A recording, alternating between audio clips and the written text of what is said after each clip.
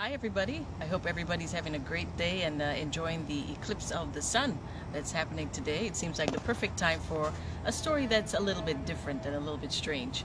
So today, of course, I'll be reading an excerpt from the book Tales of St.Marts, and this is by Nicole Georges Bennett. And I will be reading the story The Neighbors, and that's number 6 in the collection. Where am I going again?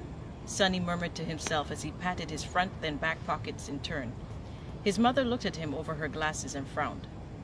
"What are you talking about?" she asked. "It's 7:30 in the morning. Where else could you be going to except work?" He looked at her sitting in her favorite paisley upholstered rocking chair. His forehead creased in puzzlement. "I am? Sonny, what is the matter with you?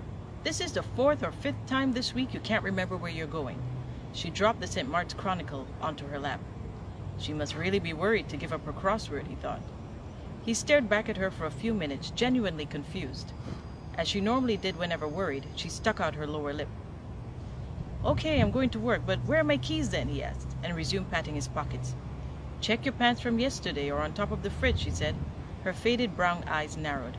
"I checked there already," he said, beginning to get frustrated. "Sonny, did you take anything from Miss Lester?" Suspicion sharpened her voice to a screech. He jumped, and his gaze shifted away from hers. She clenched the Chronicle in her gnarled fist. "Sonny, answer me!" "Okay, take it easy," he said, trying to sound more assertive.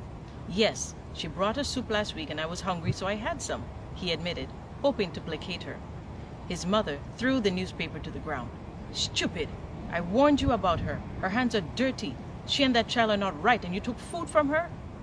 His initial confusion now cleared. Sonny squared his massive shoulders and said, "Ma, I'm a grown man of 28. If I want to eat some soup, I can and I will. I don't know where you get this stupidness about witchcraft from." "Oh yeah? Then how comes almost every morning for this week you wake up, you don't know where you are half the time. You don't know where you're going, or you can't find your keys. You're going to lose your job," his mother retorted. She eased herself painfully out of the chair, and her knees creaked.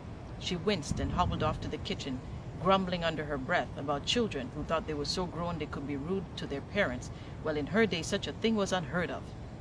Sonny wiped his face with his large hand wearily. He dwarfed the living room with his tall, muscular frame, looking out of place amidst a plethora of crochet and ceramics. He stood for a few moments, contemplating the Lesters. Women told him constantly that he was attractive and fit, and he liked to think he wasn't vain about it, but yes, women threw themselves at him, and he let them. Sometimes even mothers made overtures on behalf of their daughters, which both fascinated and creeped him out. But he'd never experienced anything like the Lesters before. He turned gingerly in the room as he searched for his keys, trying not to upset the little display tables, nor knock over his mother's genuine imitation Royal Doulton collection. Why did his mother have to think up such craziness, he wondered. Dirty hands. Such rubbish. And if you'd like to find out what happens next, you can buy Tales of St.Marts from Amazon.com and now Kindle.com. And I'm going to be working on the audiobook of Tales of St.Marts. So all of that to look out for. Thank you for your support.